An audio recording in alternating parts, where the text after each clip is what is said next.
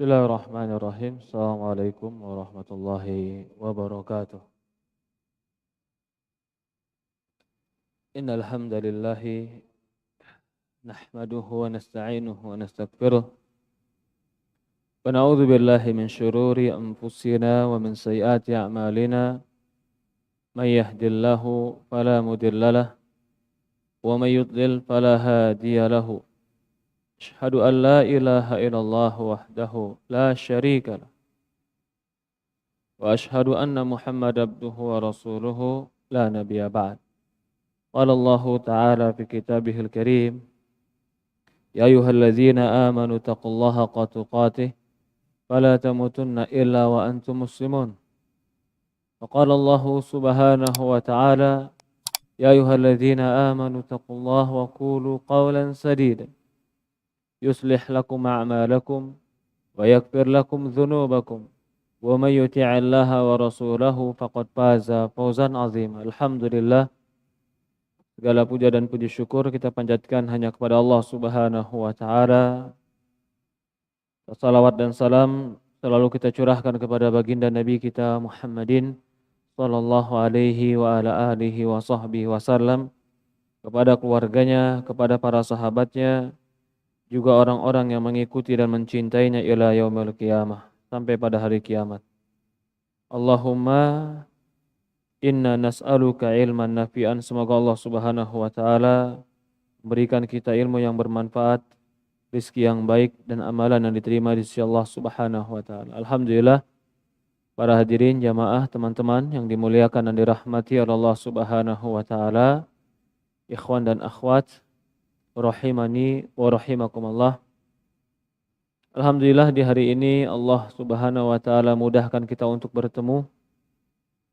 Masih dalam pembahasan kita berkaitan tentang 32 dosa suami min akhta'i azwaj, yang ditulis oleh Syekh Muhammad bin Ibrahim Al-Hamad hafizallahu ta'ala. 32 dosa besar suami. Pembahasan yang telah lalu kita membahas tentang kesalahan suami di dalam bergaul dengan istrinya, yaitu tidak memperhatikan kondisi biologis wanita. Ya,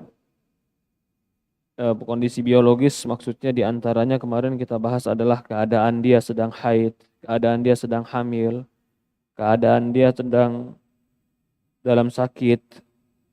Itu laki-laki harus mengerti tentang itu. Ada beberapa bab yang agak terlewat di sini, tapi insya Allah bab ini kita bahas nanti di lain waktu. Kita langsung masuk bab memukul istri tanpa alasan. Padahal bab kedua sebelumnya, menggauli istri ketika haid dan menggauli istri dari dubur, ini 2 poin yang belum dibahas, tapi kita terlewat karena sudah tersebar flyernya masalah kekerasan dalam rumah tangga, maka lebih baik kita bahas dulu masalah tersebut, kekerasan dalam rumah tangga. Ini yang kita bahas, darbuz zaujah bila musawwigh, memukul istri tanpa ada alasan yang diperbolehkan.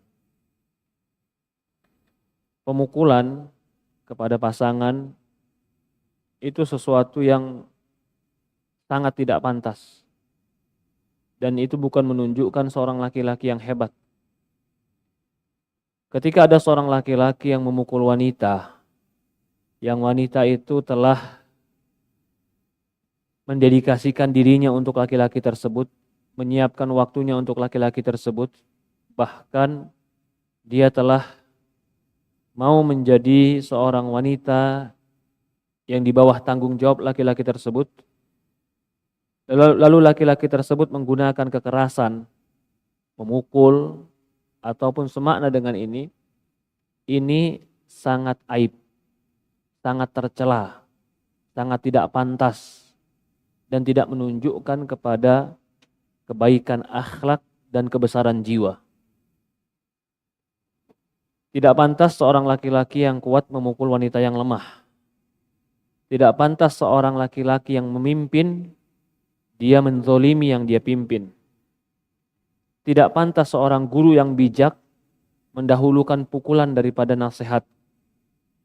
Maka kelemahan seorang laki-laki ketika dia memukul pasangannya tanpa ada alasan yang dibenarkan, itu termasuk salah satu cacat akhlak, cacat etika, bahkan cacat agamanya. Itu perbuatan yang aib bagi seorang laki-laki melakukan itu. Berkata Syekh, "Faminal azwaji man qassa qalbihi." Ada di antara laki-laki yang keras hati, kaku, kasar, arogan, congkak, zalim, semena-mena. Dia sangka karena sudah di bawah kekuasaan dia itu wanita, dia buat semena-mena. Bisa jadi laki-laki seperti ini yang memiliki sifat semena-mena dalam rumah tangganya, Allah tidak akan berikan kepada dia amanah kepemimpinan di luar rumah tangganya. Kalau orang yang di dalam rumahnya saja yang berbuat baik kepada dia, melayani dia dengan baik, dia balas dengan kezoliman dan kesemena-menaan, maka tidak pantas bagi orang seperti ini diberikan amanah yang besar di luar rumah di sisi Allah Subhanahu wa taala. Bisa jadi karena sebab itu Allah hindarkan bagi dia dan Allah jauhkan bagi dia kebaikan-kebaikan dunianya sebelum Allah jauhkan bagi dia kebaikan akhirat. Karena Allah telah melihat dikasih amanah yang kecil saja, dia semena-mena dan zalim. Bagaimana kalau Allah ingin memberikan kepada dia amanah yang besar? Dia akan semena-mena dan zalim. Dikasih amanah kepada orang yang berbuat baik sama dia saja, dia zalimi. Padahal di luar sana nanti kalau dia dikasih amanah, dikasih kepemimpinan, bisa jadi yang dia pimpin bukan orang-orang yang baik sama dia. Bisa jadi orang-orang yang tidak baik sama dia. Jika orang yang baik dia bisa zalimi, jika orang yang melayani dia bisa dia tindas, maka sangat mungkin orang selain itu ditindas oleh dia. Maka Rasulullah SAW telah memberikan definisi seorang laki-laki baik adalah laki-laki yang dilihat bagaimana interaksi dia dengan istrinya. Karena itu kejujuran. Seorang laki-laki yang berinteraksi dengan istrinya itu adalah sifat asli tanpa dibuat-buat. Kalau berbuat baik kepada orang lain mungkin dibuat-buat, atau mungkin bersandiwara, atau mungkin dia berharap dunia dari orang lain sehingga dia berbuat manis di hadapan orang lain. Tapi itu semua hanya pura-pura. Ketika seorang suami di hadapan istrinya, maka kepura-puraan tadi akan hilang. Dari inilah Rasul mengatakan, khairukum li ahlikum wa ana khairukum li ahli. Orang yang terbaik di antara kalian adalah orang yang baik dengan pasangannya, dan aku adalah orang yang terbaik dengan pasanganku. Rasulullah SAW mengatakan kebaikan seseorang itu ketika dia bisa berbuat baik dengan keluarganya. Bertindak baik dengan keluarganya. Bahkan Rasulullah membanggakan dirinya, bukan dalam rangka sombong, tapi dalam rangka untuk mengajari umat, aku adalah orang yang terbaik terhadap keluargaku. Karena ada di sebagian orang, apalagi di zaman jahiliyah ketika itu, seorang laki-laki yang lembut, yang melayani istrinya, yang menghargai istrinya, dianggap laki-laki lemah. Jadi yang dia nampakkan adalah kekakuan, kekasaran, yang seolah-olah pembenarannya itu adalah sebuah kewibawaan. Padahal itu kejelekan akhlak yang tidak diajarkan oleh Rasulullah SAW. Wa ghalatul tab'ih, dan tabiatnya kaku. Wa ta'addad tawarahu, ya, pemahamannya terhadap agama di mana wasa'alid dini, jelek agamanya, wasa'alid dini wa fahmu, bahkan jelek pemahaman agamanya, haitsu yadribu zaujatahu wa darban gharaibul ibl, sampai dia memukul istrinya bagaimana dia memukul unta yang asing. Wa yasumuha su'ul azab inda atfihil asbab.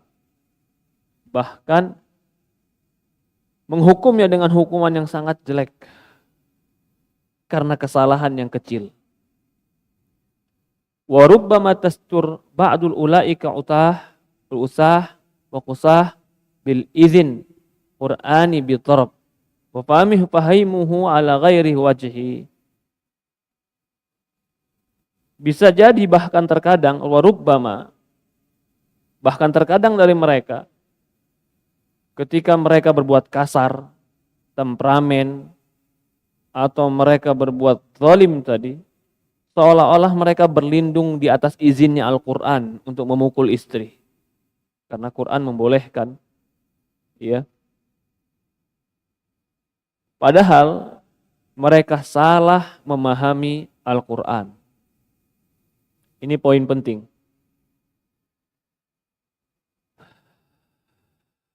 Kalau seorang laki-laki agamanya nggak baik, akhlaknya nggak baik, temperamen, suka memukul, bahasanya menjatuhkan dan menghinakan. Tinggal timbul pertanyaan, apa yang diharapkan dari laki-laki seperti ini? Kalau cuma dia katakan aku bisa kasih kamu hidup wahai wanita, ketahuilah wanita itu bisa hidup walaupun tanpa laki-laki. Kalau cuma bisa dikatakan aku memberikan kau makan, maka ketahuilah dia pun makan sebelum menikah denganmu.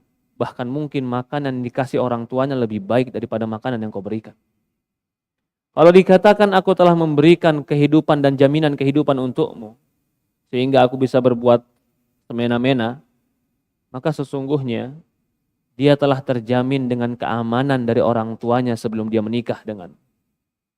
Hampir dikatakan kalau laki-laki itu nggak baik agamanya, nggak baik akhlaknya, nggak baik temperamennya, suka memukul, hampir dikatakan laki-laki ini tidak ada diharapkan dari dia. Kalau seandainya dipertahankan hidup dengan dia, bukan karena dianya biasanya. Dipertahankan mungkin karena ada faktor-faktor yang lain. Tapi sampai kapan orang harus mempertahankan sesuatu yang berat untuk hidup? Sampai kapan orang harus mempertaruhkan dan mengorbankan dirinya untuk sesuatu yang mungkin yang akan dia pertahankan pun akan hilang? Maka sangat berat dan sangat sulit bagi seorang wanita bertahan jika ada laki-laki yang agamanya jelek, akhlaknya jelek, perangainya jelek. Tidak ada harapan kebaikan dari laki-laki seperti ini. Yang lebih parah kata Syekh, kalau ada orang berdalil dengan Quran. Quran kan membolehkan memukul perempuan. Subhanallah. Aisyah pernah mengatakan Rasulullah SAW tidak pernah menggunakan tangannya untuk memukul kecuali hanya untuk memerang. Memukul pada orang tidak pernah. Rasulullah gunakan tangannya untuk berperang. Bahkan suatu hari ada seorang sahabat memukul budak perempuan. Budak ini dipukul dikarenakan dia dalam menjaga kambing tuannya, kambingnya dimakan serigala. Hilanglah harta si tuan ini. Si tuan ini marah. Ditamparlah dan dipukullah budak perempuan ini. Lalu dikabarkan ke Rasulullah. Ya Rasulullah, aku telah menampar budakku. Apakah parohnya? Di sini yang menjadi catatan adalah perempuan ini budak, bukan istri. Perempuan ini membuat kesalahan. Perempuan ini menghilangkan harta. Artinya, ketika dia seorang budak, bukan istri, dia menghilangkan harta dan punya kesalahan, lalu dia dipukul, Rasulullah SAW tidak membenarkannya. A'tikha fa innaha mu'minah. Langsung Rasulullah SAW memberikan hukuman, bebaskan dia karena dia seorang mukminah. Ternyata kafarohnya adalah membebaskan dia. Bagaimana lagi kalau yang dilaporkan ke Rasulullah yang dipukul bukan budak, yang dipukul istrinya. Yang dipukul itu bukan kesalahan yang besar, yang dipukul itu kesalahan yang kecil. Atau yang dipukul itu bukan karena pembangkangan, tapi yang dipukul itu cuma karena sedikit keteledoran. Kalau seandainya ini dikabarkan ke Rasulullah SAW, mungkinkah Rasulullah SAW membenarkan perbuatan hal tersebut? Pasti jawabannya tidak benar. Yang lebih parah lagi, lebih jelek lagi, mental dan jiwa seperti ini jika tidak disembuhkan dan dihilangkan, dia tidak akan pernah puas kecuali akan melakukan yang lebih jelek daripada itu. Hari ini mungkin dia memukul dengan sekali pukulan. Dia puas. Tapi kalau dibiarkan, besok dia akan memukul dengan 2 kali pukulan. Kalau terus dibiarkan, dia akan menganiaya. Kalau terus dibiarkan, dia tidak akan puas sampai terlihat darah dan terluka. Kalau terus dibiarkan, dia akan bisa membunuh.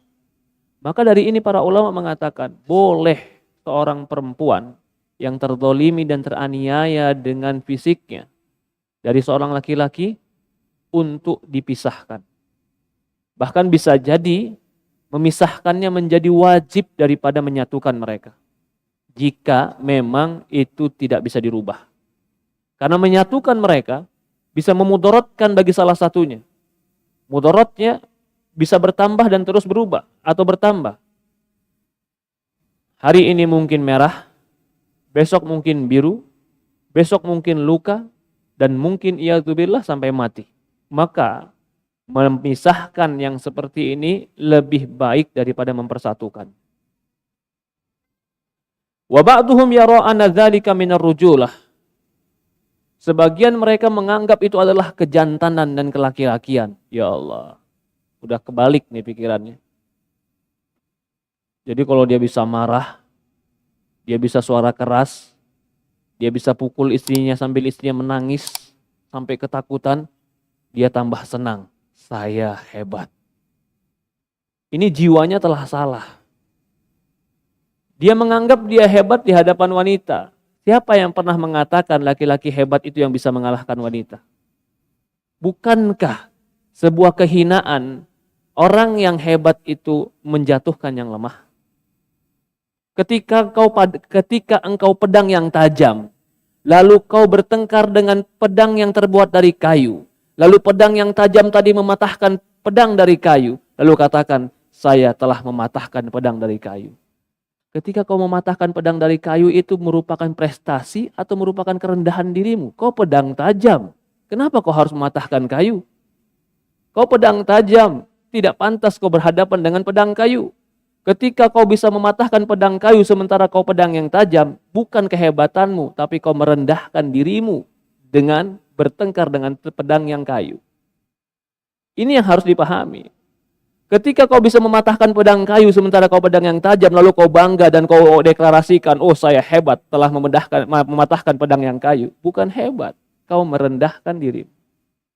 Begitupun laki-laki ketika bisa memukul perempuan, lalu perempuan tadi menangis terseduh-seduh sampai ketakutan, lalu dia katakan, saya laki-laki hebat. Kau bukan hebat, kau sedang merendahkan dirimu. Kau sedang berlawan dengan sesuatu yang tidak pantas untuk kau lawan. Kau sedang menyakiti sesuatu yang harusnya kau lindungi. Kau sedang berbuat jahat kepada orang yang berbuat baik padamu. Kalau ada orang yang berbuat jahat kepada kita, lalu kita melakukan kejahatan kepada dia dengan lebih daripada kejahatan yang dia lakukan, itu sudah tercela. Orang jahat sama kita, memukul kita sekali pukulan, lalu kita balas dengan 2 pukulan, 3 pukulan, 5 pukulan. Membalas kejelekan dengan kejelekan, itu adalah kejelekan. Bagaimana lagi orang yang baik sama kita, yang memperhatikan kita, lalu dia memberikan khidmat kepada kita, lalu kita membuat jelek pada dia. Itu kejelekan di atas kejelekan, ketidakpantasan di atas ketidakpantasan. Maka kata Syekh di sini, sebagian mereka menganggap itu adalah rujulah, kejantanan, warujula fi nadrihim ta'ni dzulm. Sehingga kejantanan itu yang mereka inginkan adalah kezoliman. Ya, Allah, ada laki-laki seperti ini. Kekakuannya, kekasarannya, keangkuhannya dianggap adalah kehebatan. wa qahr, wa tasallut, wa isti'la. Ini tadi isti'la, kesombongan, istibdad, wa qawamah indahum tuqa fi unuqil mar'ah li idlaliha wa taskhiriha. Sampai dia seolah-olah mengalungi di leher perempuan tadi kehinaan dan kerendahan. Dianggap itulah kemuliaan dan kehebatan. Wal ajib antara ba'du haula'i yatadallal wa yatamassakan wa yatamaskan li ahli zaujah qabla zawaj. Kata Syekh di sini, anehnya Anda bisa melihat sebagian mereka bersikap lembut dan santun di hadapan keluarga istri sebelum pernikahan. Ya Allah. Ketika sebelum nikah, dia minta sama mertuanya dengan bahasa santun, dengan bahasa lembut, menunjukkan kebaikan. Lalu sebagian mereka ketika marah, membenarkan, mencari pembenaran seolah-olah kemarahan itu adalah, ya saya lagi marah. Kamu sadar dong kalau saya lagi marah. Kamu mengerti dong kalau saya lagi marah. Jadi keadaan dibalik, Pak. Jadi kejelekan yang ada pada dirinya diminta supaya pasangannya mengerti itu. Padahal tidak ada sisi pembenaran ketika kau marah berbuat zalim. Gak ada. Contoh, saya balik contohnya. Si istri ketika marah sama suami, lalu si istri bilang, aku gak mau malam ini kau datangi aku, kau tidur di luar, kau kunci pintu. Lalu si suami bilang, gak boleh kayak begitu. Si istri balas, ya kamu harus sadar dong, kan saya lagi marah. Kamu ngerti dong, saya kan lagi marah. Apakah kemarahan dia membolehkan dia melakukan itu? Apa jawabannya, Pak? Gak boleh. Tidak boleh membuat suatu kezoliman dan beralasan bahwasannya kamu tolong ngerti saya kalau saya zalim. Kan itu bahasanya. Kita balik sekarang. Begitu mau seorang laki-laki ketika sedang marah. Lalu dengan kemarahan dia berbuat zalim. Setelah itu dia mengatakan kepada perempuannya, kamu harus ngerti saya dong ketika saya marah. Bukan kamu yang diminta dimengerti, harusnya kamu yang mendidik diri. Dan ingat, kemarahan jika tidak dididik, dia akan tumbuh sedikit demi sedikit dan akhirnya menjadi tabiat. Semua orang perlu didik dirinya. Maka dari itu kalau ada anak dari kecil dibiarkan biasa marah, ketika besar dia sulit menguasai marahnya. Karena kemarahan dia dibiasakan. Begitupun orang yang biasakan marah pada dirinya, dia akan sulit mengendalikan emosinya. Bukan berarti di situ bentuk pembenaran boleh dia marah. Tidak, dia harus mengobati dirinya dari perbuatan yang jelek. Kata Syekh, wal ajib, yang anehnya, kamu melihat sebagian mereka, yatadallal, ketika di hadapan keluarga istri seolah yatadallal, merunduk, santun, baik, patuh. Qabla zawat, ini sebelum pernikahan. Fa idza ma dhafara bi'irbih tanakkar qalbu dhahrul majan. Tapi ketika setelah berhasil mendapatkan perempuan tadi, ia berbalik 180 derajat. Kelembutannya berubah menjadi kekerasan. Kesantunannya berganti menjadi penindasan, kesewenang-wenangan. Setelah itu, Anda bisa melihatnya melayangkan tangan atau tongkatnya ke tubuh istri karena kesalahan remeh. Dan bahkan tanpa ada kesalahan sama sekali, barangkali selain istri ia juga memukul anak-anaknya. Dan mungkin selain memukul ia juga mencela, menghina dan menuduh. Ya Allah. Ini seorang laki-laki yang membiasakan mempertontonkan kekakuan, kekasaran, pukulan dalam rumah tangganya. Dia telah mengajarkan pula kepada anak-anaknya sesuatu yang sangat buruk.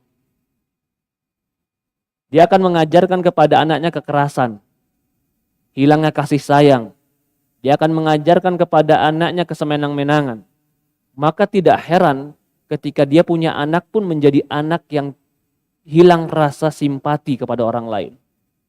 Menjadi anak-anak yang tega untuk melakukan sebuah kejelekan. Kenapa?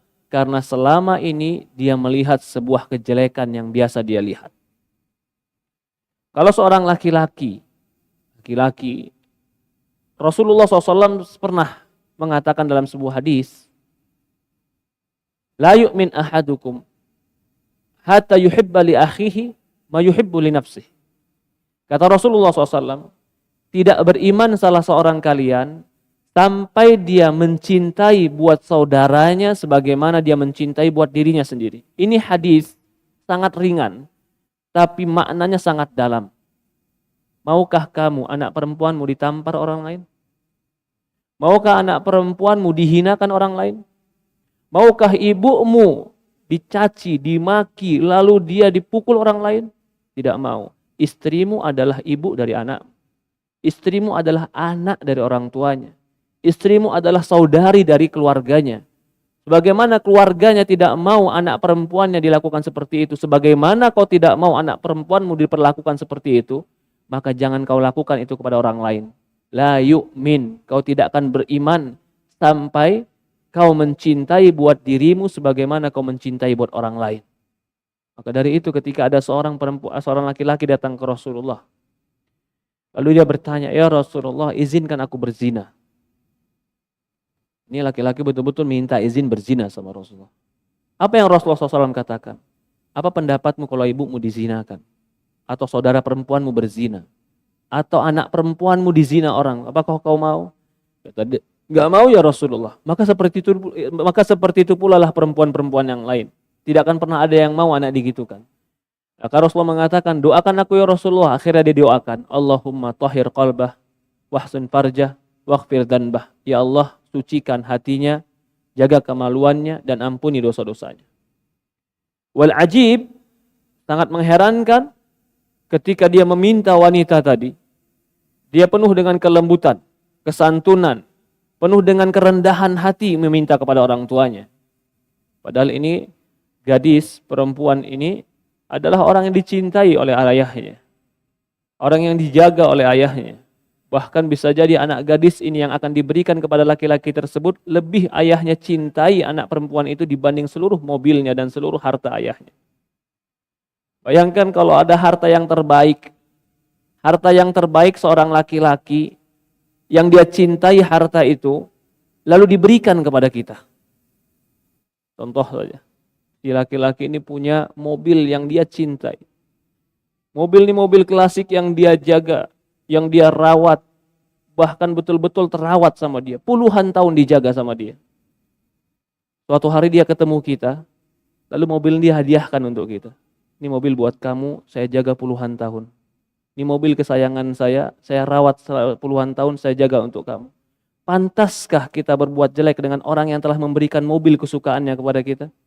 Jawabannya enggak pantas. Anak perempuan dia lebih berharga daripada mobil yang diberikan pada dirimu.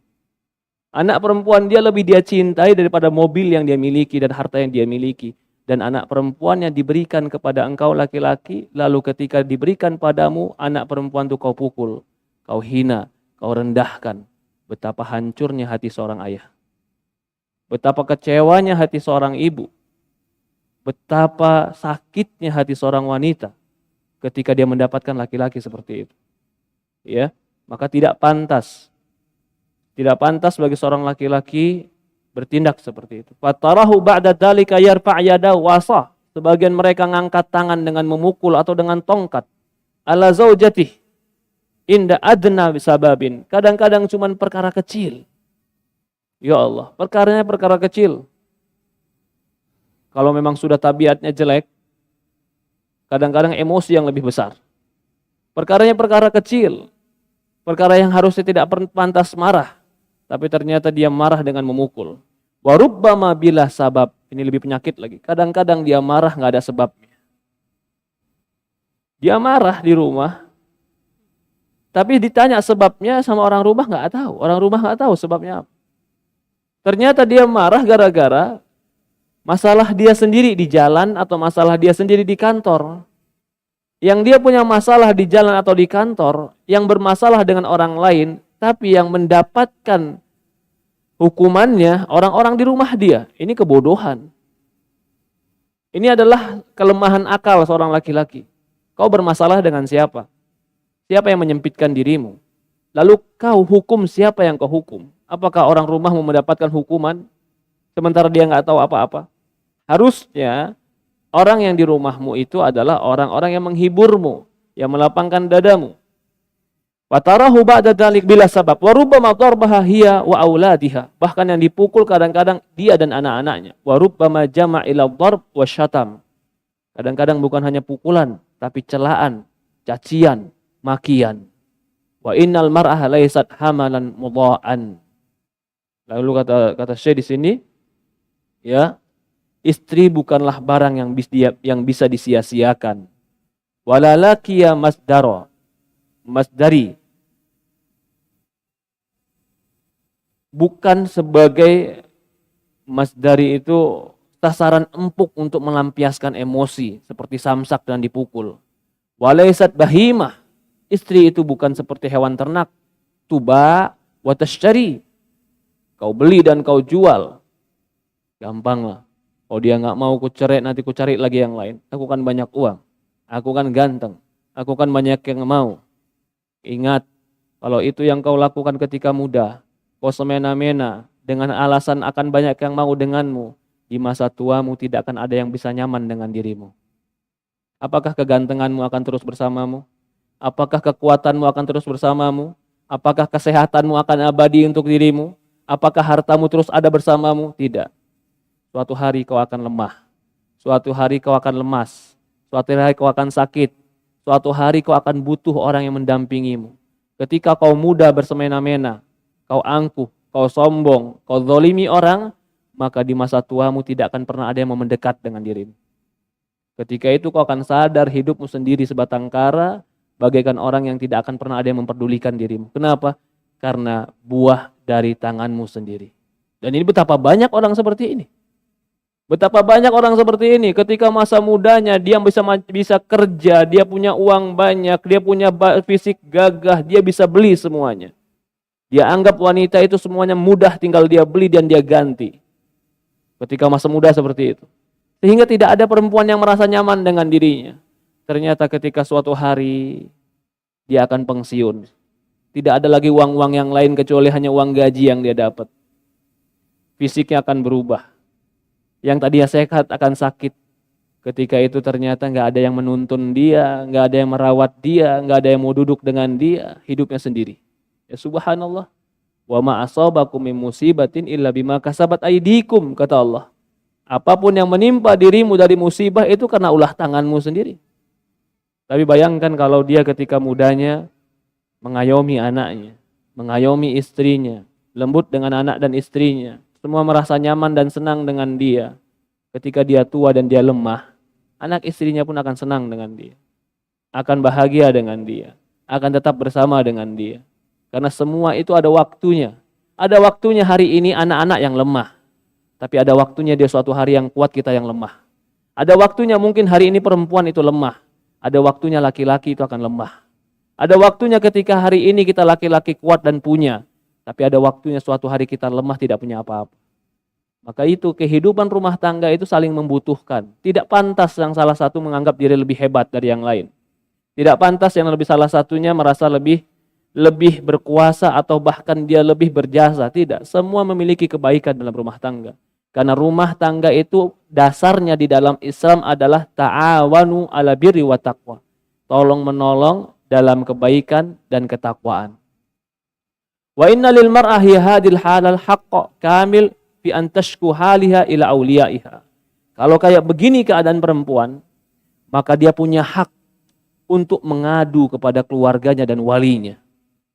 Wali di sini bisa diartikan ke pemerintah, wali di sini bisa diartikan keluarga, wali di sini bisa diartikan wali dia ketika nikah, siapa yang mewalikan dia. Boleh. Wa antarfa ila hakim, dia angkat permasalahan ini kepada hakim. Berarti di sini jelas, di dalam Islam perempuan punya hak membela diri dari laki-laki yang zalim. Memang perempuan diperintahkan dalam Islam patuh, tapi bukan berarti dia boleh dizalimi. Memang dalam Islam perempuan diberikan motivasi bahwasannya suami itu pintu surga, tapi bukan berarti dia dihinakan. Memang dalam Islam kalaulah perempuan yang bisa berbuat baik dan taat pada suaminya akan dikatakan kepada dia masuklah pintu surga yang mana saja. Tapi bukan suami yang semena-mena. Si perempuan punya hak membela dirinya, mempunyai hak untuk menjaga dirinya, punya hak menjaga kehormatannya. Boleh bagi dia menaikkan ke hakim kalau sampai terjadi kezoliman seperti ini. Li'annaha insan mukram dakhil fi qauli ta'ala laqad karamna. Karena perempuan ini adalah manusia yang pantas untuk dimuliakan. Dia termasuk dalam firman Allah Subhanahu wa taala, wa laqad karamna bani Adam wa hamalnahum fil barri wal bahr wa faddalnahum ala katsirin mimman khalaqna tafdila. Telah kami muliakan Bani Adam dan kami telah naikkan mereka di daratan dan di lautan dan kami utamakan mereka di antara banyak makhluk-makhluk yang telah kami ciptakan. Jadi manusia, perempuan punya kehormatan, punya kemuliaan, tidak boleh dihinakan. Atau sebagian mereka tidak menghinakan dengan nasallallahu salam wal afiyah, tidak menghinakan dengan pukulan, tapi terkadang menghinakan dengan ucapan. Tidak boleh. Ketika dia banyak kasih umpamanya kemauan istrinya, dia kasih istrinya finansial yang baik, uang yang banyak, lalu tiba-tiba dia bilang, kamu tuh artinya apa sih? Kamu tuh kan semuanya dari saya. Ini kalimat-kalimat yang tidak pantas. Kau memberikan kepada istrimu, itu bukan memberikan sebagaimana kau berikan orang yang minta-minta pinggir jalan. Orang-orang minta pinggir jalan, kau berikan kepada dia karena semata-mata kau tidak punya tanggung jawab kepada dia. Hanya kau berikan dikarenakan kebaikan dirimu. Kau memberikan kepada istrimu, itu kewajibanmu. Bukan dia menghinakan diri dia, bukan dia merendahkan diri dia, tapi kewajibanmu yang wajib kau tunaikan. Sehingga ketika kau menunaikan kewajibanmu, jangan kau sangka kau telah berbuat baik dan menanam budi kepada orang lain. Itu dipahami. Orang di pinggir jalan ada yang minta-minta, atau ada orang di luar sana yang minta, lalu kita kasih. Karena kita nggak punya kewajiban kepada dia. Ketika kita kasih, murni hanya kebaikan kita. Istri, anak di rumah, kita kasih, itu bukan karena kebaikan kita sebenarnya. Karena kewajiban kita. Jadi ketika kita memberikan kepada dia, lalu kita menghinakan, merendahkan, menjatuhkan, engkau tidak berbuat baik. Orang yang di luar sana, yang tadi minta, yang kau tidak punya tanggung jawab kepada dia, lalu kau berikan, lalu kau hinakan, apa kata Allah? La tubtilu sadaqatikum bil manni wal adha. Jangan kau batalkan sedekahmu dengan menyakiti dan mengungkit-ungkit. Itu kepada siapa? Kepada orang yang bukan tanggung jawab kita. Allah batalkan sedekah itu. Bagaimana dengan orang yang di bawah tanggung jawab kita? Yang kita telah mengatakan kepada bapaknya, qabil tu nikah, ku terima tanggung jawab ini jadi pundak aku. Pindahnya tanggung jawab ayah kepada suami, berarti suami bertugas seperti tugas ayah kepada anak perempuannya. Maka ketika dia memberikan sesuatu kepada istrinya, jangan dia menganggap bahwasannya dia telah menanam budi kebaikan. Kamu cuman menunaikan kewajiban. Beda. Menunaikan kewajiban dengan memberikan keutamaan itu beda. Allah kepada kita itu memberikan keutamaan. Kita memberikan kepada orang di luar sana yang tidak tanggung jawab kita itu keutamaan. Tapi kita memberikan kepada keluarga kita itu kewajiban. Tidak pantas dengan memberikan kewajiban lalu menjatuhkan kehormatan dan harga diri. Itu nggak boleh. Innal mar'ah fi hadil hal haqqun kamil fi antashku haliha ila auliha. Boleh seorang perempuan kalau begini keadaannya, dia mengeluh, mengadu kepada keluarga dan walinya. Au antarfa'a ila hakim amriha. Dia angkat hukum ini, dia angkat masalah ini kepada hakim, pengadilan. Lianna hal insan mukarram. Wa laysa lil husnil mu'asyara amran ikhtiyariyan atrukan kazauj in sya'a fa'al wa in sya'a tarak. Bal huwa takliful wajib. Ini dia yang kita bahas tadi. Apa kata saya? Kata saya di sini, interaksi yang baik bukanlah tindakan pilihan yang diserahkan kepada suami saja. Apakah mau melakukannya atau tidak. Namun interaksi yang baik adalah beban yang bersifat wajib. Maksudnya begini, kamu berbuat baik kepada istrimu, keluargamu, itu bukan sebuah ikhtiar, pilihan yang boleh atau enggak boleh. Tadi saya contohkan ya, ketika ada orang di pinggir jalan minta, di situ kita ada pilihan, mau ngasih atau tidak ngasih. Kalau kita mau ngasih, itu kebaikan hati. Kalau kita tidak ngasih, tidak mengapa. Karena kita punya pilihan. Berbuat baik kepada istri, anak, itu nggak ada pilihan. Karena itu kewajiban. Jadi tidak ada kata lain, perbuatan baikmu itu adalah keharusan. Ketika kau tidak lakukan kewajibanmu, berarti engkau yang tidak baik. Ini yang diinginkan oleh Syekh. Jadi, laisa husnul mu'asyarah amron ikhtiyarian. Berbuat baik dengan keluarga itu bukan perkara pilihan. Kalau mau dilakukan, kalau tidak tinggalkan. Akan tetapi dia kewajiban. Walaysa rifqu bil mar'ah min babi rifqu bil haywan wa'jam. Perhatikan ini. Bukanlah berbuat lembut kepada istri itu seperti engkau berbuat lembut kepada hewan a'jam. Jadi gini. Kita berbuat baik kepada hewan. Punya hewan peliharaan kita pilih, kita kasih makan, kita rawat. Itu kan pilihan. Mau kita lepas, mau kita kasih makan, pilihan. Tapi kalau berbuat baik dengan keluarga itu bukan pilihan. Itu kewajiban. Karena telah mengambil akad dari orang tuanya, qabiltu nikahaha. Kuterima nikahnya. Artinya, kuterima tanggung jawab ini. Fahiya mukarramah mithlu bil khalq siwa. Wa suratul hasanah. Wa taqwimul husn. Wa hiya mukarramah kadzalika bil bayanil aql. Wa hamalul amanah. Fahadi mazayatun masya'ah bainar rajul wal mar'ah. Faman arada an yu'amil zawja mu'amalat ad-dabah wa sil'ah faqad kafara ni'matullah wa arada nafsahu li'uqubah. Subhanallah. Kata Syekh di sini, apakah kamu melakukan interaksi yang baik adalah beban yang bersifat wajib. Sikap lembut kepada istri tidak sama seperti sikap lembut kepada hewan. Maksudnya tadi, hewan itu kita berbuat baik kepada hewan, itu cuman ya ikhtiari, perbuatan pilihan. Kalau mau silahkan, kalau nggak mau silahkan. Berbuat baik kepada istri dan anak itu nggak ada pilihan, itu adalah kewajiban. Tapi ia adalah hak istri yang merupakan kewajiban atas suami. Istri adalah makhluk yang dimuliakan dengan fisik sempurna dan bentuk penampilan yang bagus. Sama seperti suami, ia juga dimuliakan dengan memiliki kemampuan bertutur kata, akal dan pembebanan amanah. Berbagai keistimewaan tersebut sama-sama dimiliki oleh laki-laki dan perempuan. Ini juga penting. Perempuan Allah ciptakan dengan kelebihan-kelebihan yang dia miliki, yang tidak dimiliki oleh laki-laki. Laki-laki diciptakan oleh Allah dengan kelebihan-kelebihan yang mungkin tidak sempurna kalau dilakukan oleh wanita.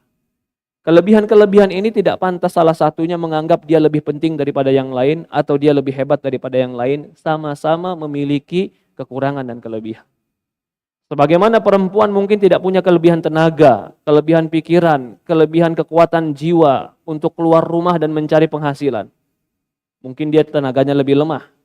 Tapi sebagaimana laki-laki pun mungkin tidak punya kelembutan. Sebagaimana kelembutan seorang ibu yang menyusui anaknya. Kelembutan seorang ibu yang menjaga anaknya. Laki-laki nggak punya itu. Maka antara laki-laki dan perempuan punya kelebihan dan kekurangan. Sama-sama punya sesuatu yang nilai lebih yang dibutuhkan dengan pasangannya. Perempuan butuh laki-laki untuk melindungi hidupnya. Laki-laki butuh perempuan untuk meneruskan kehidupan dia. Walaysa rifqu bil mar'a min babi rifqu bil hewan walakinnahu haqqun laha wa wajibun ala zawjiha fahiya mukarramatun mithlu bil khalqi wa suratul hasanah wal hamlu amanah. Faman arada an yu'amil zawja mu'amalat ad-dabah. Barang siapa yang berinteraksi dengan istrinya seperti berinteraksi dengan hewan, maksudnya dengan kendaraan atau dengan barang, faqad kafara ni'matullah. Dia telah kufur dengan nikmat Allah dan dia telah meletakkan dirinya di dalam ancaman Allah Subhanahu wa taala. Inna rabbaka labil mirsad.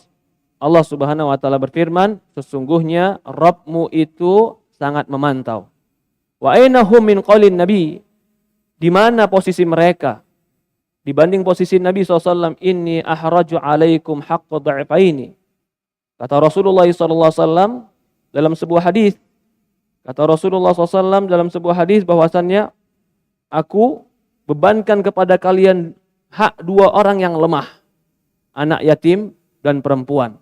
Rasulullah SAW memberikan amanah ini. Lalu kata Rasulullah, An-nisa syiqaqur rijal.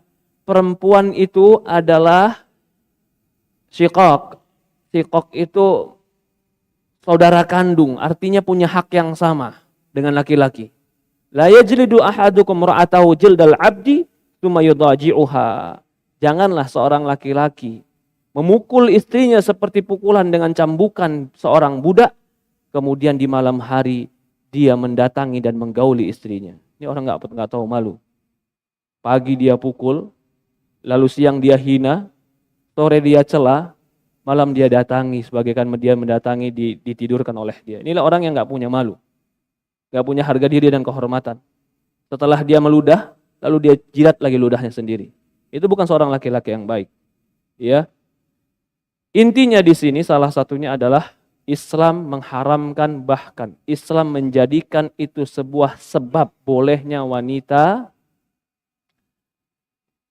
meminta cerai dengan laki-laki. Maka dari situ, seorang laki-laki harus bisa menahan emosinya, menahan marahnya, sampai memukul. Kalau dia tanya bagaimana dengan ayat Quran yang membolehkan memukul, mungkin akan dibahas di sini nanti. Ayat Quran yang boleh memukul itu bukan langsung pukulan. Ada tahapannya, tahapan nasihat, tahapan mengajari, tahapan memboikot, kemudian tahapan memukul. Memukul pun itu bukan pukulan yang menyiksa. Pukulan yang memberikan pelajaran. Coba saya mau contohkan. Ada seorang ayah yang gak pernah mukul anaknya. Gak pernah mukul anaknya. Dia selalu menasihati anaknya dengan baik, dengan lembut. Sampai suatu hari, anak ini betul-betul melakukan kesalahan. Si ayah cuman sedikit saja menyentil. Disentil kakinya. Kalau dari sisi sakit, mungkin sakitnya nggak seberapa. Tapi karena ayah tidak pernah memukul dan nggak pernah keras, sentilan ini betul-betul mematahkan hati dia. Apa sebabnya? Karena si ayah tidak melakukan itu dan nggak pernah melakukan itu. Ini yang dimaksud dalam Islam boleh memukul. Bukan jadi orang tukang pukul. Sehingga pukulannya nggak berharga. Masalah kecil dipukul. Masalah nggak penting dipukul. Pukulan yang menyiksa. Ini bukan pukulan mendidik. Ini pukulannya menjadikan dirinya nggak berharga. Marahnya nggak bernilai. Bahkan bisa jadi dia tidak berwibawa. Bukan itu yang diinginkan Quran. Quran itu menginginkan kau itu menjadi orang yang berwibawa, berharga, bernilai. Ucapanmu didengar, perbuatanmu dilihat.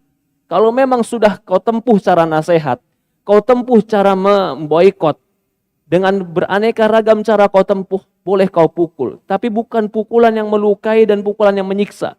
Pukulan yang menegaskan bahwasannya ini bukan perkara yang ringan. Hanya itu yang dibolehkan. Maka itu dikatakan kalau engkau memukul, ghairu mubarrih. Jangan sampai pukulan itu membekas. Membekas di kaki atau membekas di tangan. Ya. Hadis ini ablagu ma yumkinu an yuqalu fi tashni'i darbun nisa. It kayfa yalikul insan an yaj'ala mar'atahu wa kan nafsi hay'atu kamihanatil 'abdihi bihaitsu yadribuha bi sautiha bi yadihi ma'ana ya'lam annahu la budda lahu min ijtima' wa ittisal wa khassa biha. Ya, Allahu a'lam.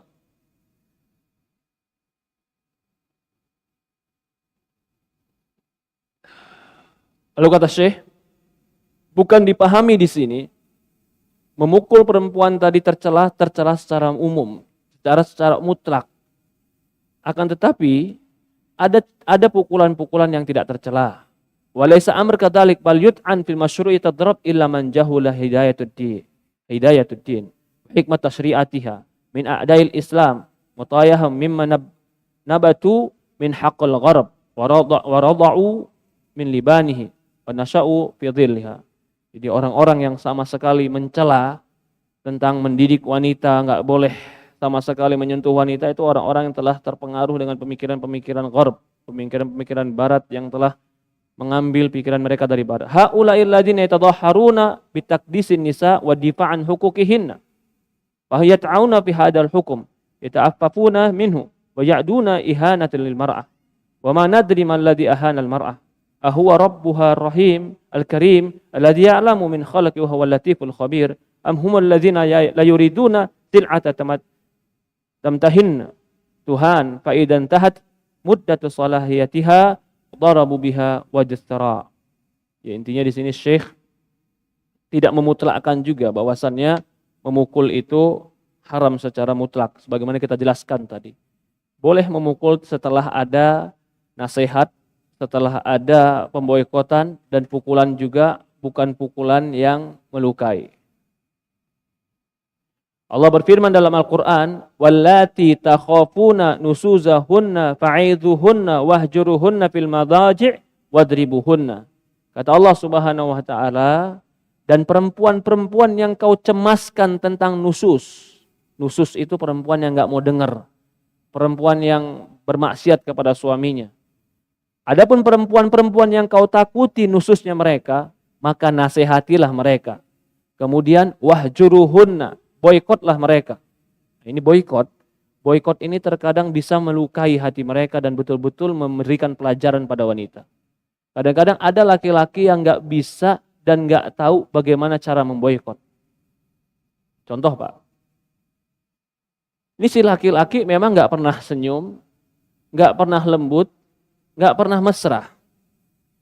Ketika suatu hari dia marah sama istrinya, tetap dalam keadaan nggak pernah senyum, nggak pernah mesra. Pertanyaannya, apakah marah dia terasa oleh seorang istri? Hah? Ya enggak, karena memang udah settingannya begitu dia. Coba kalau Rasulullah SAW, kata Aisyah ketika Aisyah dituduh berzina, aku rasakan sesuatu yang berbeda dari Rasulullah. Padahal Rasulullah ketika itu cuma apa? Ngucapin salam sama Aisyah. Aisyah, apa kabar? Tapi Aisyah langsung tahu, kayaknya Rasulullah beda. Kenapa Aisyah bisa merasakan beda itu dari Rasulullah? Karena dia biasanya lebih lembut daripada itu. Kalau ketika Rasul cuma mengatakan apa kabar, ini beda dari biasanya. Berarti yang menjadi pemahaman di sini, bagaimana caranya supaya engkau bisa mendidik istrimu dengan boikot, kau harus berakhlak baik. Ketika berubah akhlakmu sedikit, dia akan merasakan perubahan itu. Contoh lain, ketika Rasulullah SAW ingin masuk rumah, Rasulullah belum bilang apa-apa, cuman berdiri depan pintu, langsung Aisyah tahu. Rasulullah nggak mau masuk rumah gara-gara ada gambar. Apa yang kata Aisyah? Taghayyar wajah. Wajah Rasulullah berubah. Rasulullah belum ngomong, baru wajahnya berubah, Aisyah tahu. Diturunkan itu langsung gambar, dirobekin dan taruh di bawah. Yang jadi pemahaman kita apa? Berarti Rasulullah kalau pulang selalu muka senyum. Begitu mukanya berubah sedikit, Aisyah sudah tersentuh hatinya. Sudah tahu ini ada perubahan dalam dirinya. Kalau laki-laki yang setiap pulang muka cemberut, tiba-tiba depan rumahnya muka cemberut, istri bilang apa? Memang begini dia mah. Jadi nggak bisa dibedain antara dia cemberut dan nggak cemberut. Artinya dia tidak akan bisa mendidik istrinya dengan boikot tadi. Ya, dia selalu diam, dia selalu dingin. Apa yang terjadi? Ya memang begitu. Tapi dia biasanya hangat, dia biasanya baik, dia biasanya romantis. Ketika ada sebuah masalah, si suami langsung diam. Tidak sehangat biasanya, tidak seromantis biasanya. Pasti akan berpikir, ada apa ini? Berarti di sini kita ingin memahami firman Allah, nasihati dia dan boikot dia. Apa maksudnya boikot di sini? Perubahan sikapmu itu terkadang memukul batin mereka. Tapi bagaimana sikapmu? Kalau sikapmu biasa baik, perubahan sedikit saja akan terdeteksi oleh jiwa wanita. Tapi kalau selama ini kau tidak baik, kau kasar, kau kaku, tidak ada keromantisan, tidak ada kehangatan, itu akan menyebabkan dia tidak mengerti kapan perubahan dirimu. Lalu kata Allah di sini, fadribuhunna. Allah katakan pukullah mereka. Allah membolehkan, bukan berarti memukul dengan menyiksa. Memukul dengan wajah haram. Apapun alasan yang memukul wajah itu haram. Rasulullah SAW mengharamkan memukul wajah. Karena penghinaan yang paling tinggi adalah memukul wajah seseorang. Tidak boleh Rasulullah mengharamkan memukul wajah. Maka kalau dilihat dalam hadis-hadis dan pembahasan para ulama, yang dimaksud pukul tadi adalah pukul yang kita jelaskan tadi. Pukul untuk menegaskan masalah ini sedang penting. Bukan pukul menyiksa, bukan pukul untuk menyakiti atau menghinakan. Itu tidak dibenarkan dalam Islam. Ini kalau seorang laki-laki yang bersikap jelek dengan memukul. Tapi kenyataannya, Beberapa bulan yang lalu setelah kajian ada laki-laki datang sama saya. Laki-laki ini datang sama saya, Masya Allah Pak. Saya bilang sama dia, saya sudah kenal kamu lebih dari 10 tahun. Saya bilang. Jadi dia sudah hadir kajian itu lebih dari 10 tahun yang lalu. Iya Ustaz, saya juga nikah udah lebih 10 tahun Ustaz. Tapi ada yang mau saya ceritakan Ustaz. Kenapa? Istri saya kalau lagi marah gaplok saya Ustaz. Subhanallah. Coba Pak, semoga Allah perbaiki rumah tangga dia. Kita bukan sedang membicarakan orang, tapi kita sedang membicarakan ini kenyataan. Ada bagian perempuan-perempuan yang sudah 10 tahun lebih ngaji pakai cadar, kalau marah sama suaminya gaplok suaminya. Kemana akal perempuan seperti ini? Coba kita bilang tadi, kita sudah ceritakan dari awal sampai akhir jelek dan aibnya laki-laki memukul wanita. Padahal di dalam tubuh laki-laki faktor-faktor memukul itu banyak. Faktor emosi, faktor tenaga, faktor fisik, faktor kekuatan. Itu semua bisa mendorong dia untuk memukul. Tapi kalau dia memukul, jelek tidak? Jelek. Padahal faktor-faktor pendorong untuk memukul ada. Lah bagaimana lagi perempuan, faktor-faktor memukul itu harusnya nggak ada. Tapi dia memukul. Ya subhanallah. Bukankah ini lebih jelek lagi? Kadang-kadang nggak mukul Pak, gigit. Ya subhanallah. Gigit dia. Kadang-kadang cakar. Baju suaminya dirobekin, marah. Pokoknya kamu harus ngerti kalau saya sedang marah. Haram. Haram perempuan seperti itu. Maaf. Cadarmu diperselisihkan ulama wajib atau tidak. Tapi pukulanmu kepada suamimu, sepakat ulama itu haram. Itu haram. Gak pantas bagi wanita yang tidak bisa menguasai diri dalam marah. Gak bisa. Gak tahu lagi marah, dimanapun marah dia teriak suaranya. Dia angkat suaranya, dia maki suaminya, dia bentak suami di depan orang lain dengan alasan saya sedang marah. Akalmu di mana wahai wanita? Kalau seandainya diajak berantem kamu kalah, diajak keras-kerasan suara juga kalah, diajak adu panco juga kalah, hatimu lebih ringkih. Coba saja, hati perempuan itu lebih ringkih daripada laki-laki. Laki-laki dibentak di jalan ketika sedang naik motor, tiba-tiba ada mobil sebelah dia bentak. Woi, laki-laki gimana? Senyum, biasa aja tuh. Perempuan coba lagi di jalan, dibentak, apa yang terjadi? Jiwa mereka akan lemah.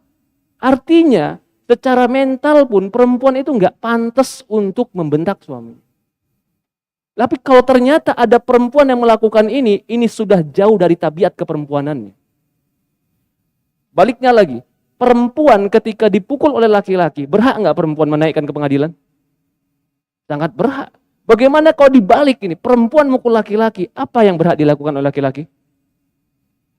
Wah, dia berhak menceraikan. Dia berhak menceraikan. Ya. Bahkan dia berhak untuk, sebagian ulama mengatakan berhak untuk tidak memberikan nafkah. Sebagian ulama berpendapat seperti itu. Kenapa? Karena dia tidak menunaikan kewajiban kepada suami. Umumnya memang, ini kita bercerita tentang umum, kebanyakan itu adalah yang berbuat zalim dan semena-mena, kekerasan adalah laki-laki. Tapi tidak menutup kemungkinan ada perempuan yang semena-mena, yang terlalu merasa di atas angin karena kelembutan suaminya. Dia nggak sadar, suaminya selama ini baik sama dia. Tapi kebaikan suaminya, kelembutan suaminya dimanfaatkan dengan kekasaran dia. Dimanfaatkan dengan kesemena-menaan dia. Dia manfaatkan dengan mumpung suami saya sabar, mumpung suami saya baik, saya tahu suami saya nggak bakalan balas. Saya pukul saja dia. Ini perempuan kayak begini, saya khawatir Allah ambil suaminya dan jadi diberikan suami yang jelek untuk dia. Kenapa? Karena Allah berfirman dalam Al-Quran, la in syakartum, la azidannakum, wa la in kafartum, inna azabi lasyadid. Kalau kalian syukur, aku akan tambahkan. Dia diberikan suami yang baik, suami yang lembut, suami yang sabar. Tapi kesabaran dan kelembutan suami dia manfaatkan dengan kezaliman. Kita khawatir Allah ceraikan dia dengan suami seperti ini, Allah gantikan dengan suami yang gak pernah peduli sama dia. Itu bisa terjadi.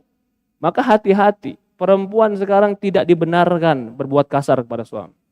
Walaupun kau lebih kaya dari suamimu, walaupun kau lebih cantik dari suamimu. Wah, kalau di jalan kayaknya gak pantas, saya nilai 9, suami nilai 6. Walaupun begitu, tapi kalau kau sudah komitmen menikah dengan dia, kau tidak boleh menghinakan dia. Kau tidak boleh merendahkan dia. Kau tidak boleh merasa dirimu lebih hebat dari dia. Apalagi sampai memukul. menggigit, mencakar, merobek, ya subhanallah. Perempuan seperti ini, apa yang diharapkan dari dia? Dilihat oleh anak-anak, akhirnya dampaknya Pak, ketika seorang perempuan memukul suaminya, dilihat di depan anak-anaknya, harga diri suami hilang. Suami mau ngelawan, bukan gak mau ngelawan, suaminya lebih berakal, kalau saya lawan, ini pasti jatuh nih sekali pukul. Akhirnya dia berusaha menahan diri. Tapi yang sedang terjadi ada penonton di antara berdua ini. Siapa yang nonton? Hah? Anak. Anak menjadi penonton antara dua perkelahian yang gak pantas ini. Siapa gurunya? Ibu. Apa yang terjadi? Rusak rumah tangga. Lalu si suami, maaf, kalau dia gak bisa mendidik istrinya yang seperti ini, dan dia tetap bersama istri seperti ini, yang mendampakkan jelek akhlak anak, ini suami yang salah. Apalagi alasannya cinta. Kenapa kamu gak ceraiin? Gak ada alasan kecuali lemah. Saya cinta sama dia. Gimana udah terlanjur cinta. Tapi cintamu akhirnya melantarkan kepada kezoliman. Bukankah memukul itu zolim? Cintamu mengantarkan kepada akhlak anak-anak yang menonton sesuatu yang gak baik. Apa yang mau diharapkan? Cuman bertahan karena cinta dan kelemahan. Sampai sebagian lagi mengatakan, kalau saya cerai dari dia, saya belum tentu dapat secantik dia lagi, Ustaz. Ya subhanallah. Ya Rob. Ingat laki-laki, akhir zaman tuh perempuan 50, laki-laki 1. Laki-laki 1, perempuan 50. Kalau ada perempuan gak bisa dididik, yang akhirnya terjadi kezoliman dalam rumah tangga, dan pendidikan yang jelek bagi anak-anak, bertahanmu dalam keadaan seperti ini bukan pujian. Apa yang mau dipertahankan? Tapi kalau dia bisa dididik, kalau dia bisa dirubah, dan kau sabar mendidik dan merubahnya, hebat. Itulah tugas laki-laki. Itulah laki-laki yang benar. Dia tidak membiarkan yang bengkok terus bengkok. Dia juga tidak mematahkan yang bengkok. Tapi dia berusaha memperbaiki. Ini laki-laki yang benar. Allah musta'an. Sebentar lagi waktu zuhur. InsyaAllah kita lanjutkan di pertemuan akan datang. Tentang masalah ini. Ya, masalah kesalahan-kesalahan suami. Di sini masih dibahas juga ya. Ada beberapa contoh hajat ya, innama huwa dharbu li hajah wa ta'dib. Memukul itu hanya untuk hajat dan kebutuhan. Wal Islam bidarb bisyurut min. Maka di sini disebutkan syarat-syarat kalau memukul. Pertama, sebabnya adalah kemaksiatan. Kalau istri melakukan kemaksiatan kepada Allah, bukan perkara-perkara yang sunnah. Bukan perkara-perkara secontoh ya, Pak. Si suami bilang, pakai cadar. Si istri bilang, gak mau pakai cadar. Boleh gak dipukul istri di situ? Gak boleh. Selama si istri menganggap itu sunnah. Gak boleh. Iya. Karena itu bukan perkara maksiat. Kalau perkara maksiat, maksiat baru boleh dilakukan untuk melakukan hal seperti itu. Wa intu nasibu iqab ma'anau taksir. Yang kedua, memberikan hukuman itu sejenis dan sesuai porsi daripada kesalahan. Jangan memberikan hukuman yang lebih besar daripada kesalahan. Atau kesalahan yang besar diberikan hukuman yang sedikit. Gak boleh. Gak boleh. Ya. Apa contohnya? Contohnya mungkin si istri, na'udzubillah, nas'alullah salam wal afiyah. Jelas dengan pasti ketahuan berzina. Na'udzubillah, nas'alullah salam wal afiyah. Fitnah zaman sekarang. Lalu si suaminya cuma bilang, udahlah gak apa-apa, saya maafkan engkau. Tanpa ada menunjukkan ketegasan. Ini gak boleh. Ini maafmu ini bukan maaf yang terpuji. Bisa jadi maafmu ini tercela. Kenapa? Memaafkan yang terpuji itu adalah memaafkan yang memperbaiki. Ini kata Syekh Utsaimin. Memaafkan yang tidak memperbaiki itu bukan memaafkan yang terpuji. Berarti memaafkan membiarkan kejelekan. Contoh Pak, Syekh Utsaimin mencontohkan. Ada orang naik motor ngebut-ngebutan dan terkenal tukang ngebut-ngebutan bikin onar. Suatu hari nabrak mobil kita. Kita maafkan atau kita tuntut ke polisi? Yang kedua, ini orang sebenarnya naik mobil gak pernah macam-macam, orang baik, kita sering ketemu di masjid, gak pernah ganggu orang, suatu hari nabrak mobil kita. pertama nggak yang penabrak ini? Apakah dua-duanya dimaafkan? Maka kata Syekh Utsaimin, kalau kau memaafkan orang yang pertama, lalu perbuatan maafmu itu tidak merubah dia, dan bahkan menganggap bahwasannya perbuatan itu gampang, banyak orang maafin saya, maka kau telah membiarkan dia dalam kerusakan. Maka yang terbaik ketika itu adalah kau bawa dia ke kantor polisi, agar dia berubah. Tapi orang yang kedua, orang yang sebenarnya baik, tiba-tiba nabrak mobil kita tanpa sengaja, bukan karena faktor keugal-ugalan dia, yang seperti ini lebih baik dimaafkan dibanding dibawa kantor polisi. Begitupun ketika kita mendidik keluarga kita. Maaf itu bagaimana keadaannya? Maaf itu yang terpuji adalah maaf yang memperbaiki. Kalau maafmu tidak memperbaiki dan membiarkan kemaksiatan, itu lemah, bukan kemaaf, bukan pujian. Ya. Kemudian kalau dia memukul, hadirkan maksud dari pukulan adalah mendidik, bukan menyakiti. Memberikan tanbih peringatan, bukan untuk menghinakan. Yang berikutnya, kalau memukul, jauhkan tempat-tempat yang dikhawatirkan celaka. Wajah, kepala, perut, itu celaka. Dada, jangan pukul. Karena bisa jadi orang mau mukul dada begitu saja. Padahal dia punya ilmu silat, sekali pukul dada langsung berhenti tuh jantung orang. Berarti yang boleh dipukul kaki, yang seandainya terjadi sesuatu pun tidak terlalu membuat sebuah yang fatal. Yang berikutnya tidak boleh mematahkan. Sampai patah gigi, sampai luka, itu haram. Ya, bahkan apa hukumnya kalau seorang suami memukul istri sampai patah giginya? Bolehkah si istri mengangkat ke pengadilan untuk mengganti harga giginya? Jawabannya tetap boleh. Jawaban tetap boleh. Karena dalam Islam itu semua punya kisos. Gigi patah itu punya kisos, tangan patah punya kisos, jiwa mati punya kisos. Semua ada kisos dalam Islam. Ya. Jangan memperpanjang hukuman dengan celaan, dengan makian, kalau dia sudah berhenti dari perbuatan nusus. Dia udah ngakuin nih, dia salah. Dia udah ngakuin nih, aku nggak mau melakukan lagi. Udah, tahan lisan. Jangan caci, jangan maki, jangan lagi berucap apa-apa. Kadang-kadang nih si perempuan udah mengalah, udah minta maaf. Tapi si suami gak puas, ngomong terus gak habis-habis. Ya subhanallah, itu bukan adil. Itu namanya bukan mendidik, tapi menyakiti. Dan itu terkadang tidak bisa merubah, bahkan bisa menyebabkan orang malas untuk mendengarkan nasihat. Allahu a'lam. Ya, boleh dibaca sedikit lagi di sini, di dalam kitab. Syekh masih membawakan beberapa perkara yang berkaitan tentang tidak bolehnya memukul istri tanpa ada pembenaran dari syariat. Zuhur jam berapa? Lewat 8 ya.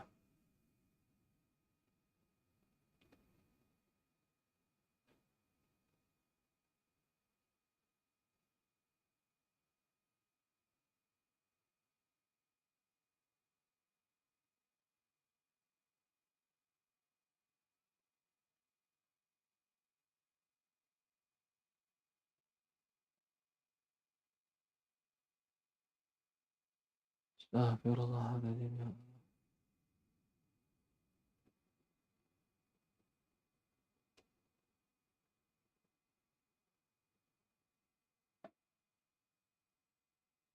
Assalamualaikum warahmatullahi wabarakatuh. Izin bertanya Ustadz, apa hukum pernikahan seorang pasangan hasil dari perselingkuhan dan menceraikan pasangan sahnya? Jazakallah khair.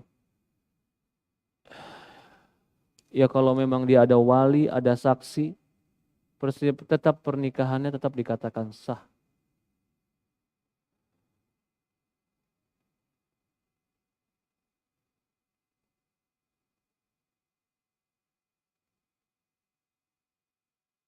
Subhanallah ya. Ini pertanyaan yang saya anggap bukan sekali dua kali. Jika seorang suami dengan pasangan yang perangai yang baik, sholat 5 waktu, menafkahi dan memfasilitasi istrinya, menuntut ilmu. Namun si suami sering melakukan perselingkuhan. Apakah seorang istri harus bertahan dan berpisah? Jazakallah khair. Jadi ada fenomena sekarang ini, udah ngaji, ikut kajian, selingkuh jalan. Subhanallah. Ini fitnah. Fitnah di kota besar. Fitnah di kantor. Fitnah di kampus. Iya. Mungkin dulu, maaf Pak, ini yang saya lihat tuh. Mungkin dulu kita bercampur baur di kampus atau di sekolahan, ada ketertarikan. Tapi banyak faktor untuk menahan melakukan perzinahan. Pertama, yang namanya bujang, belum pernah hubungan, pengen hubungan tuh pasti takut. Yang kedua, belum ada kemampuan secara finansial untuk beli ini, beli itu, ya kan? Tetapi campur baurnya di kampus itu sebuah dorongan yang besar untuk bisa melakukan perzinahan.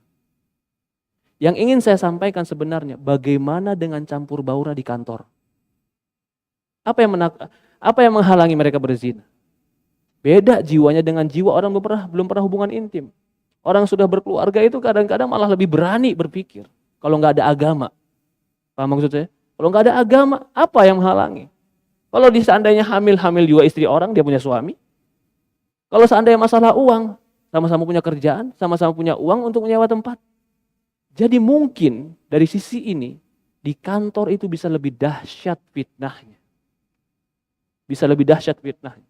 Di kampus, mungkin yang cakep pakai bedak itu berapa? Yang lebihnya biasa. Di kantor, rata-rata cakep pakai bedak. Benar apa enggak sih ini? Artinya dorongan itu sebenarnya besar. Bukan sebuah pembenaran.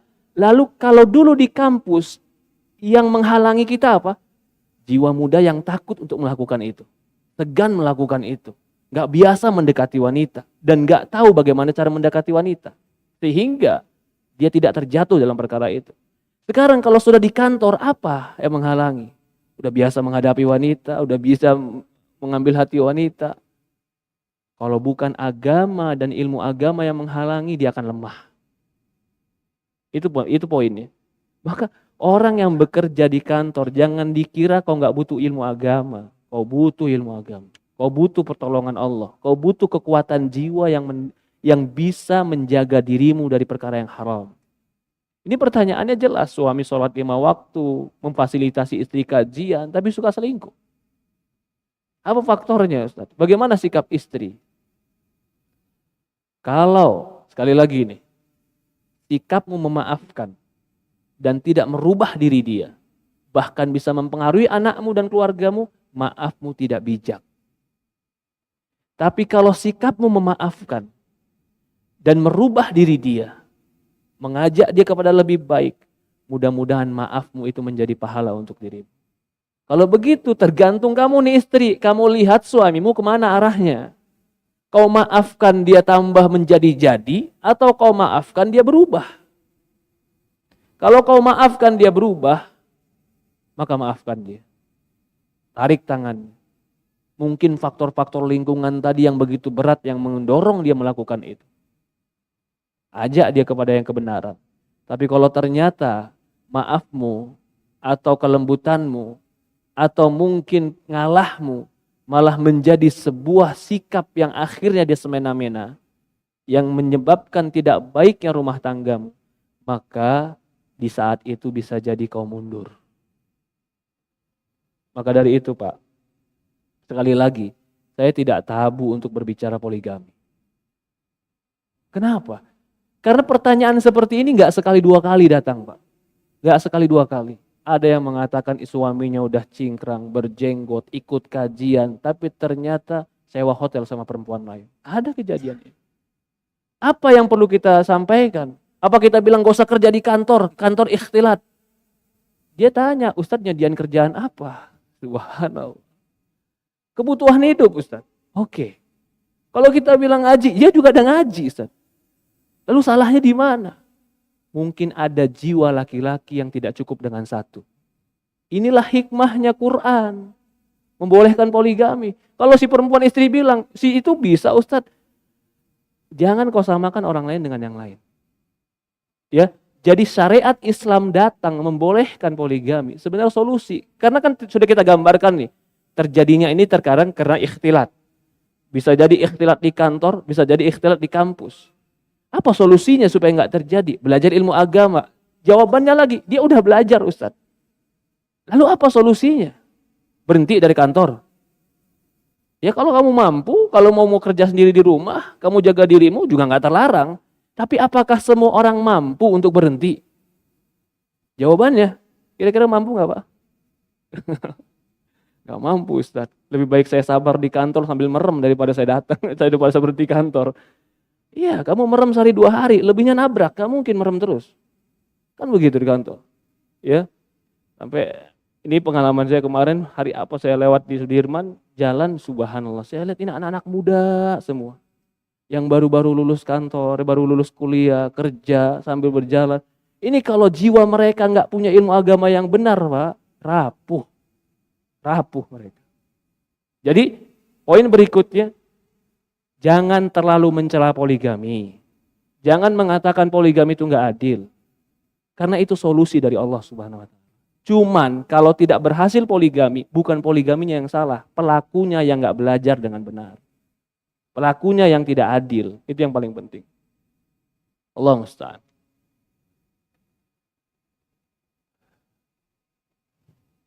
Assalamualaikum Ustaz. Doa apa agar suami hati tidak berpaling pada wanita yang lain?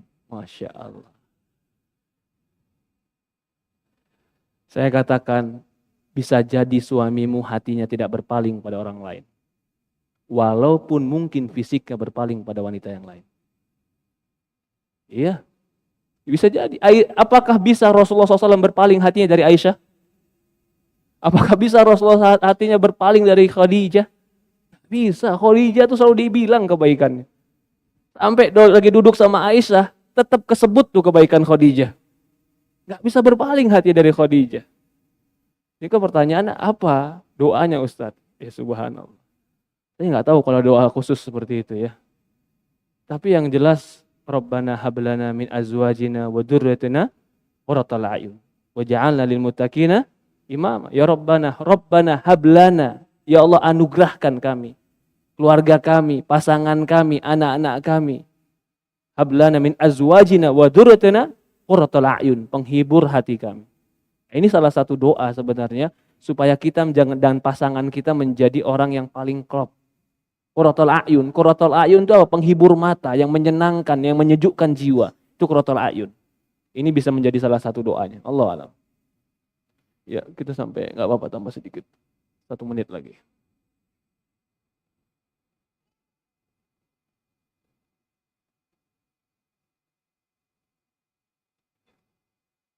Subhanallah.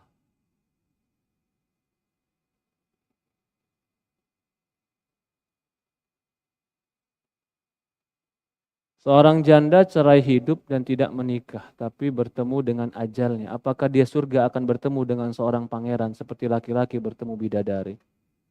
Apa jawabannya Pak? Kan dia janda nih. Atau perempuan yang gak pernah menikah, apakah ketemu juga? Allah berfirman dalam Al-Quran, walakum fiha ma tashtahi anfusukum, walakum fiha ma tadda'un, nuzulan min ghafurur rahim. Kata Allah Subhanahu wa taala, untuk kalian di surga apapun yang terbetik dalam hati kalian. Dan apapun yang kalian minta, Allah akan berikan pada kalian.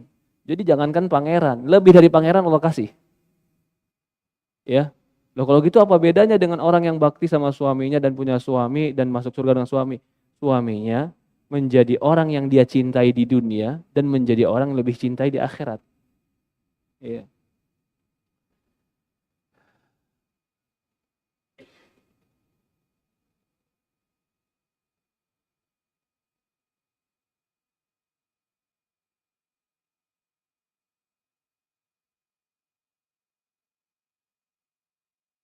Iya, di sini pertanyaannya, dosakah istri berencana menggugat cerai suami dikarenakan mengalami kekerasan verbal dan fisik? Tadi sudah kita bahas, sebenarnya para ulama membolehkan, tapi tentu dengan apa? Dengan fase-fase. Di antaranya tidak langsung bercerai. Fab'atsu hakaman min ahli wa hakaman min ahliha, kata Allah. Utuslah satu dari golongan keluarga laki-laki dan keluarga perempuan untuk menengahkan, mediasi. Jadi di mediasi di dalam Quran itu sudah disebutkan mediasi dalam rumah tangga.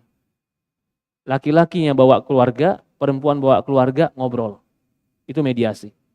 Kalau ternyata dalam mediasi pun tidak tercapai atau tidak ada perubahan setelah mediasi, sebagaimana kita katakan tadi, kalau memang kezoliman itu, kesabaran itu tidak membuahkan kebaikan, bahkan mengantarkan kepada semena-menaan, maka terkadang dibolehkan.